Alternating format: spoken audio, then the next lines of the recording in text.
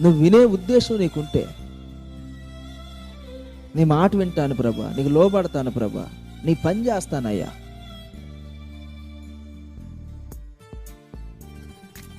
ఎవరైతే ఈ ఆశ ఉంటుందో అలాంటి వాళ్ళ దేవుడు లేవనెత్తుకుంటాడు.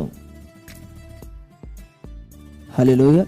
నువ్వు బలహీనుడివైనా బలవంతుడివైనా, జ్ఞానం లేని వాడివైనా జ్ఞానం కలిగిన వాడివైనా, పేదోడివైనా ధనవంతుడివైనా, ఎవరైనా సరే దేవుడు లేపుకుంటాడు. హల్లెలూయా. ఆయన కావాల్సింది ఏంటంటే ఆయన పని చేయాలి, ఆయన పని చేయాలి. ఆయన చేసుకున్న బిడ్డలు పాడైపోతున్నారు.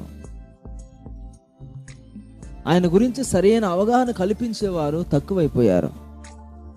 నా పేరే తెలియని ప్రజలు ఎందరో ఉన్నారు, నా ప్రేమను వారికి ప్రకటింప కొందరు ఉన్నారు.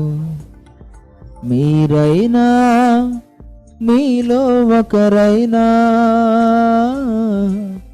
వెళతారా, నా ప్రేమను చెబుతారా? దేవుని ప్రేమను చూసించే వాళ్ళు తక్కువైపోయారు.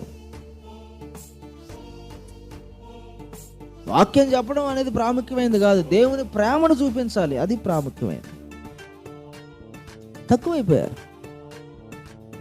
There is no love.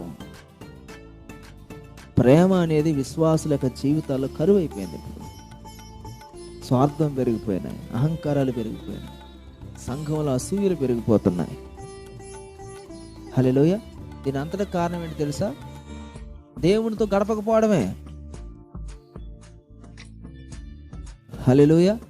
దేవునితో సహవాసం చేయకపోవడం వల్ల ఇవన్నీ జరుగుతున్నాయి. ఎప్పుడైతే ఒక మనిషి దేవునితో సహవాసం చేయడో ఆ మనిషి ఆత్మలో బలహీనుడు అవుతాడు. ఎప్పుడైతే ఆత్మలో బలహీనుడు అవుతాడో శరీరం మాట అంటాడు. శరీర కార్యాలు స్పష్టమై ఉన్నాయి. అవేంటవి?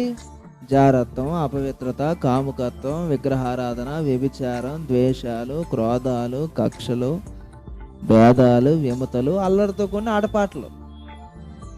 ఇవన్నీ చేసేస్తాడు ఇక మనిషి.